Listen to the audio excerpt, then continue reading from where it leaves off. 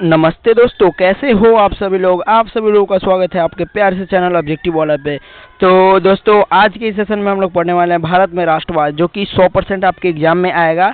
और हम आपको एकदम पूरे शिद्दत के साथ बोल रहे हैं कि आप एक बार मेरा क्लास करिए, सिर्फ एक बार, और उसके बाद आप खुद पे खुद मेरे क्लास में पढ़ने आएंगे कि हाँ कितना अच्छे से समझाते हैं, कितने अच्छे से पढ़ाते हैं। क्योंकि आपको हम फोटो के माध्यम से काफ़ी अच्छे से पढ़ाएंगे, समझाएंगे और एक एक प्रश्न को काफ़ी डिटेल में लेके जाएंगे कि हाँ आपको समझ में आए। ये केवल ऑब्जेक्टिव वाला चैनल केवल ऑब्जेक्टिव आपको नहीं देता, ऑब्जेक्टिव के साथ साथ सब्जेक्टिव भी पढ़ाता है आपको साथ में।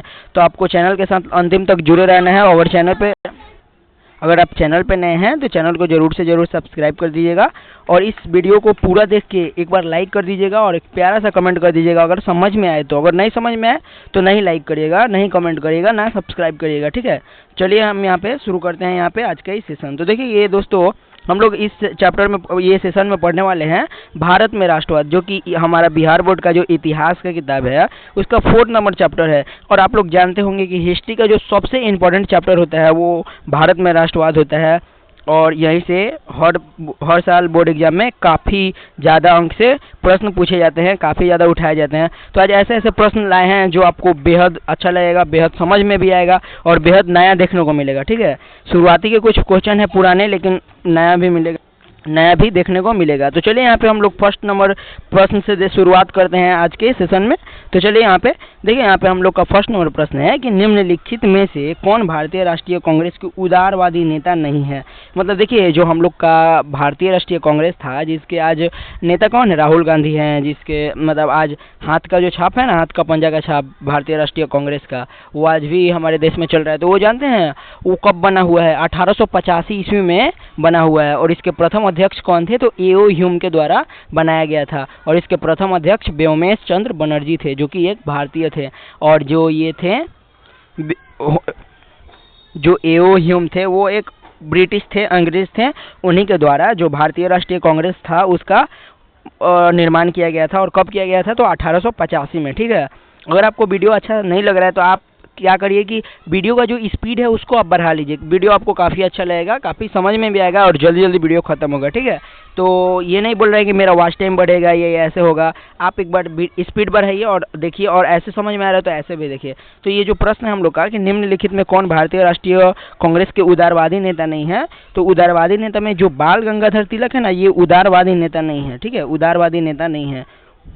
उदारवादी नेता का मतलब जानते हैं क्या हुआ, जो एकदम शांति से मतलब शांति से क्रांतिकारी करे। जैसे महात्मा गांधी थे, कोई मार भी देता था तो वो सह लेते थे और ये जो है आंदोलन करते थे, झगड़ा झंझट नहीं करते थे। लेकिन भगत सिंह थे, वो उदारवादी नेता में नहीं आएंगे। तो देखिए, ये गोपाल कृष्ण गोखले थे, ये तो महात्मा गांधी के ये राजनीतिक गुरु थे। और ये एमजी राडाने थे, ये भी मतलब उदारवादी नेता नहीं थे, ये भी मार काट में जानते थे कि हाँ मार काट करना है अंग्रेज के साथ। लेकिन ये जो बाल गंगाधर तिलक थे, महात्मा गांधी थे, रविंद्रनाथ टैगोर थे, ये लोग उदारवादी नेता हैं, ठीक है। इन लोग पे कोई मार भी देगा तो ये लोग सह के आंदोलन करेंगे सिर्फ। लेकिन ये जो भगत सिंह हैं, हमारे चंद्रशेखर आजाद हैं, इन लोग को कोई मार भी देता था तो वो उल्टा पलट के वार भी करते थे, ठीक है। तो उदारवादी नेता का मतलब यही हुआ, ठीक है। चलिए आगे हम लोग शुरू करते हैं दूसरा नंबर प्रश्न को। उम्मीद है कि आपको ये प्रश्न समझ में आ गया होगा।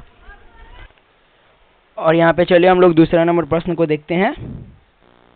देखिए, यही रहे बाल गंगाधर तिलक, यही है बाल गंगाधर तिलक, ठीक है। और इनका हम लोग योगदान जान देते हैं कि योगदान क्या है। ये भारतीय राष्ट्रीय कांग्रेस का जो है उसके निर्माण में इनका योगदान का था, ठीक है।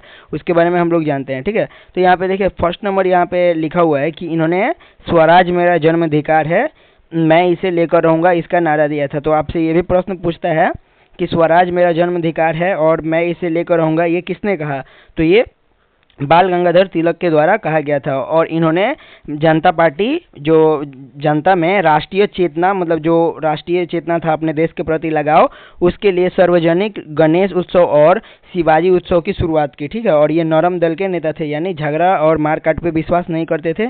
और ये लाला लाजपत राय व बिपिन चंद्र पाल के साथ लाल बाल पाल के नाम से प्रसिद्ध हुए। मतलब इनको लाल बाल पाल, मतलब ये तीनों आदमी को फेंट के ये बोला जाता था लाल बाल पाल। लाल बाल पाल मतलब क्या, ये लाला लाजपत राय और बिपिन चंद्र पाल और ये बाल गंगाधर तिलक इनके नाम में जाना जाता था। ठीक है, और यहाँ पे साथ ही ये भी लिखा है कि इन्होंने अंग्रेजी शासन के विरुद्ध केसरी मतलब मराठी और मराठा अंग्रेजी नामक समाचार पत्रों का प्रकाशन किया। इन्होंने ये जो उस समय समाचार पत्र आप लोग मतलब जाएंगे, जब 8वां जो चैप्टर है आप लोगों का, उसमें आप लोग जाएंगे ना, तो इतिहास का 8 नंबर चैप्टर में, तो उसमें आप लोग पढ़ेंगे कि कब कौन सा समाचार पत्र का उजागर हुआ। तो यही केसरी नामक समाचार पत्र जो कि मराठी में था वो इन्हीं के द्वारा, और मराठा में मराठा नामक समाचार जो अंग्रेजी में था वो इन्हीं के द्वारा लाया गया था। ठीक है, और इन्होंने स्वदेशी आंदोलन और बहिष्कार आंदोलन का समर्थन किया। ठीक है, तो ये आपको याद रखना है। चलिए यहाँ पे हम लोग दूसरा नंबर प्रश्न को देखते हैं। उम्मीद है कि ये प्रश्न आपको काफ़ी अच्छा से समझ में आ गया होगा, क्योंकि एक प्रश्न में हम 5 मिनट आपके ले लिए हैं, तो इसके लिए आप लोग बुरा नहीं मानिएगा। अब चलिए यहाँ पे हम शॉर्ट में आपको काफ़ी शॉर्ट में समझाने की कोशिश करेंगे। देखिए यहाँ पे हम लोग का दूसरा नंबर प्रश्न है कि बंगाल विभाजन किसने वापस लिया। तो जो हम लोग का बंगाल विभाजन हो रहा था ना 1906 में, तो बंगाल विभाजन को ना रद्द 1911 में बंगाल विभाजन को रद्द किए थे ये लॉर्ड हार्डिंज उस समय भारत के गवर्नर जनरल थे। ठीक है, उस समय के वायसराय थे लॉर्ड हार्डिंज। ठीक है, तो इसका राइट आंसर क्या हो जाएगा, ये बी आंसर राइट हो जाएगा। बंगाल विभाजन किसने वापस लिया, तो लॉर्ड हार्डिंज ने वापस लिया, और यही है लॉर्ड हार्डिंज। ठीक है, ये एक ब्रिटिश थे, अंग्रेज थे, और ये प्रश्न 2025 के बोर्ड एग्जाम में पूछा गया है। और चलिए इसका डिटेल भी यहाँ पे हम लोग पढ़ लेते हैं। देखिए इनका जो परिचय है वो हम काफ़ी शॉर्ट में देंगे। देखिए लॉर्ड हार्डिंज भारत के वायसराय थे। इन्होंने 1910 से 1916 तक भारत में वायसराय का काम किया, मतलब जो भारत के गवर्नर जनरल नहीं होते हैं उस समय का काम किया। ठीक है, और इनका योगदान क्या क्या था, तो इन्होंने दिल्ली दरबार में 1911 का आयोजन किया, जिनमें राजा जॉर्ज पंचम को भारत का सम्राट घोषित किया। ठीक है, और इन्होंने राजधानी कोलकाता से दिल्ली हस्तांतरित किया, मतलब यहाँ से वहाँ ले गए। ठीक है, और इन्होंने विश्वविद्यालय अधिनियम 1911 में भी पारित किया, और इन्होंने भारतीयों को उच्च सेवाओं में भागीदारी की बात कही। ठीक है, मतलब ये एक तरह से अच्छे थे, मतलब भारत के प्रति थोड़ा बहुत इनको दया था। ठीक है, बाकी और तो जानते हैं आप लोग कि क्या क्या हुआ था भारत के आदमियों के साथ।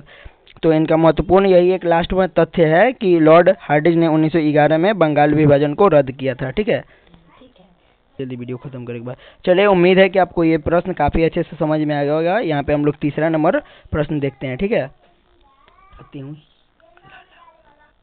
देखिए ये हम लोग का प्रश्न है कि किस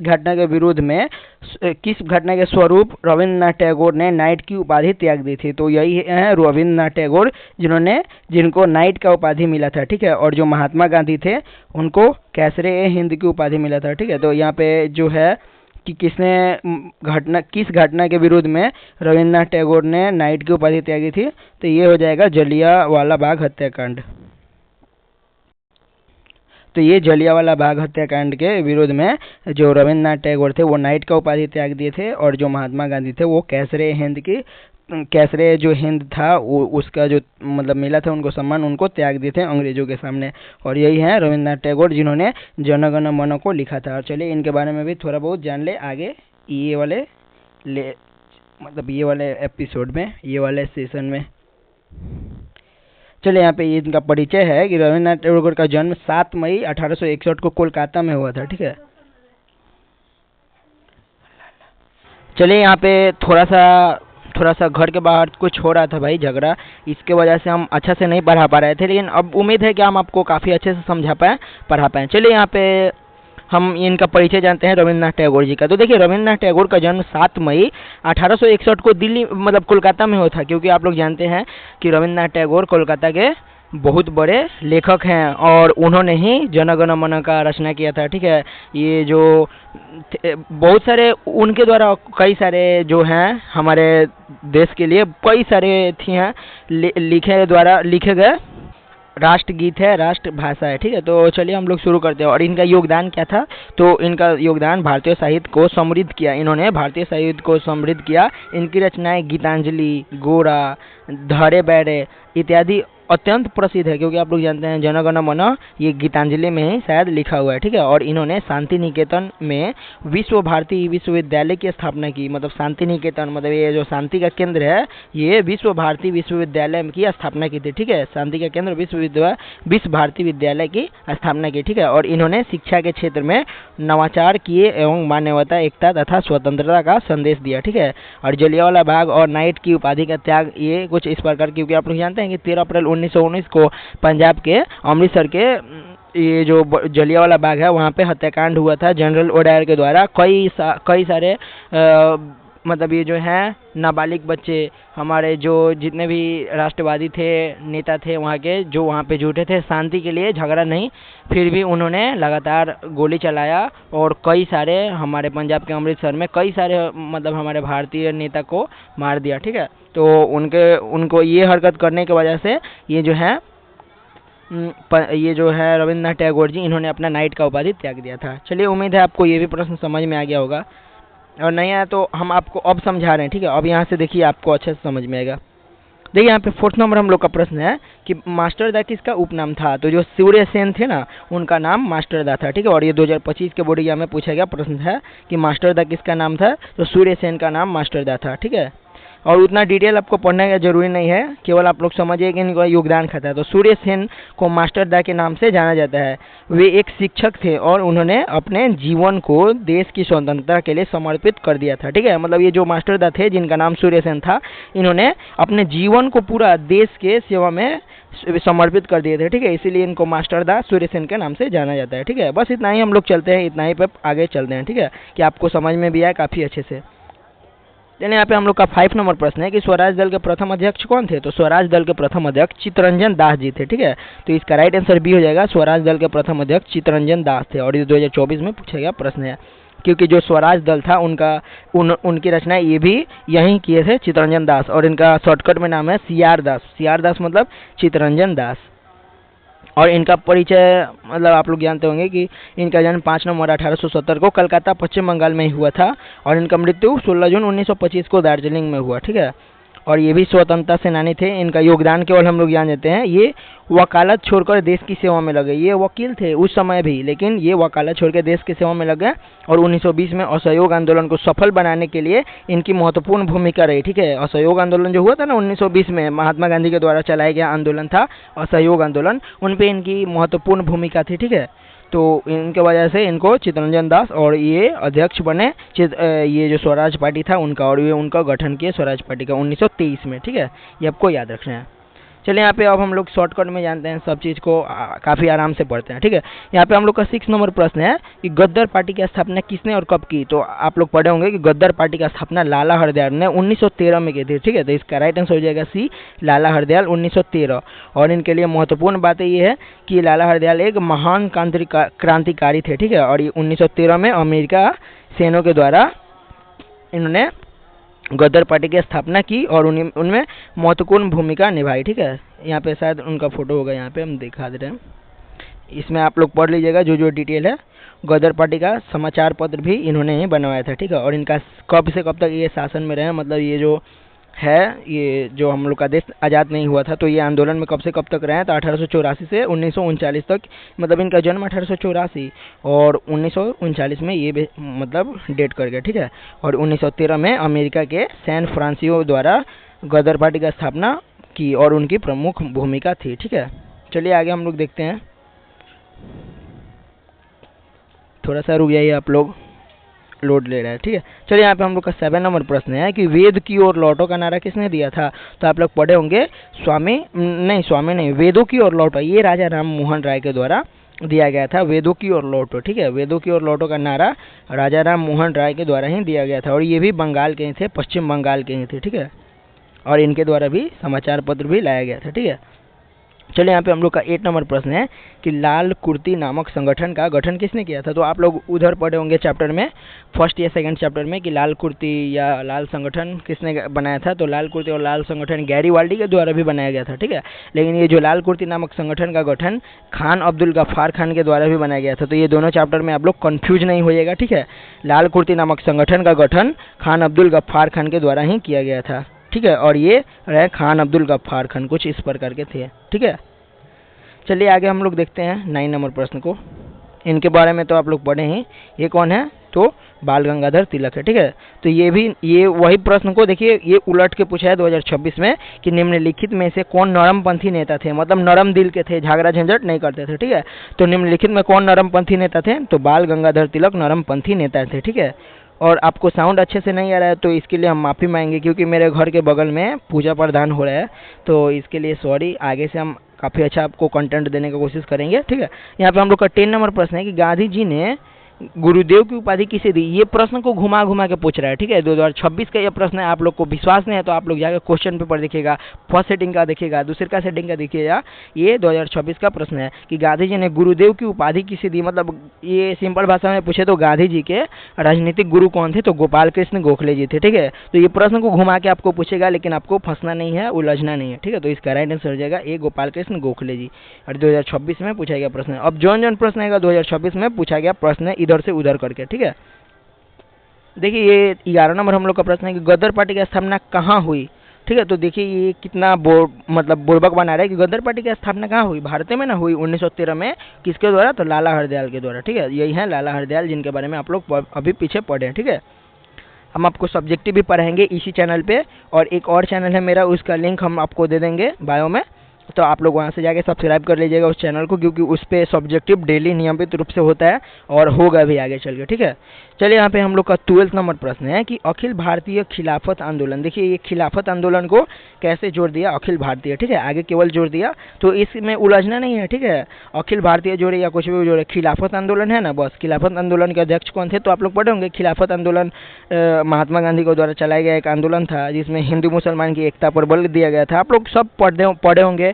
अगर मेरे से नहीं पढ़े हैं तो हम आपको काफ़ी 100 में 100% आपको देने का कोशिश करेंगे। आप मेरे साथ जुड़िए, आप मेरे साथ पढ़िए, और एक बार मेरे वीडियो को अंत तक देखिए। और जो लोग नहीं देख रहे हैं उनको अपने भाई को, दोस्त को, जो 10th में हैं, उनको दिखाइए कि कैसे पढ़ाते हैं। काफ़ी अच्छे से हम आपको समझाने का कोशिश करते हैं, और ऐसे ही कोशिश करते रहेंगे। ठीक है, तो ये हम लोग का प्रश्न है कि अखिल भारतीय खिलाफत आंदोलन के अध्यक्ष कौन थे?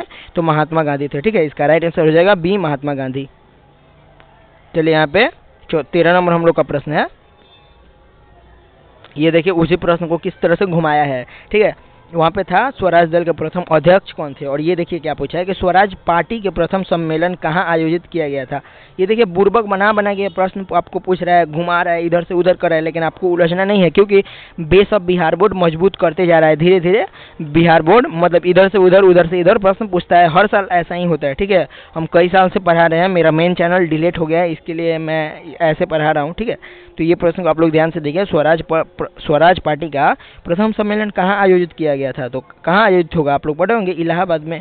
इलाहाबाद में स्वराज दल का प्रथम सम्मेलन आयोजित किया गया था, और ये 2026 के बोर्ड एग्जाम में पूछा गया प्रश्न है। ठीक है, चलिए यहाँ पे हम लोग 14 नंबर प्रश्न को देखते हैं। देखिए यहाँ पे हम लोग का 14 नंबर प्रश्न है कि खान अब्दुल गफ्फार खान ने किस संगठन की स्थापना की? तो जो खान अब्दुल गफ्फार खान है ना, तो देखिए ख से खान और ख से खुदाई, तो देखिए यहाँ पे ख और ख मिल रहा है ना, तो ये आपको मिला लेना है कि ख से खान और ख से खुदाई। तो खान अब्दुल गफ्फार खान ने खुदाई खिदमतगार की स्थापना की थी। ठीक है, और ये क्या था? तो एक संगठन था जिसमें कई लोग आपस में मिलके, और ये सरकार, ब्रिटिश सरकार के तरफ से आवाज़ उठाते थे। ठीक है, चलिए यहाँ पे हम लोग का आज का अंतिम और लास्ट प्रश्न है कि बंगाल विभाजन के फलस्वरूप किस आंदोलन की शुरुआत हुई? ठीक है, तो बंगाल विभाजन के फलस्वरूप स्वदेशी आंदोलन की शुरुआत हुई। ठीक, स्वदेशी आंदोलन मतलब लोग थे, ब्रिटिश के द्वारा बनाया गया सामान था वो खरीद रहे थे, लेकिन वैसा नहीं था। ये स्वदेशी आंदोलन में क्या हुआ कि सब लोग अपने से बनाने लगे। महात्मा गांधी जो है नमक आंदोलन, उसको भंग कर दिए और अपने से बनाने लगे। ठीक है, तो इस आंदोलन की शुरुआत स्वदेशी आंदोलन के नाम से जाना जाता है। चलिए आज का ये सेशन यहीं पे समाप्त होता है। बाकी आप लोग चैनल पे नए हैं तो चैनल को सब्सक्राइब कर दीजिएगा और इस वीडियो पे लाइक कर दीजिएगा। चलिए फिर मिलते हैं अगले वीडियो में, तब तक के लिए बाय।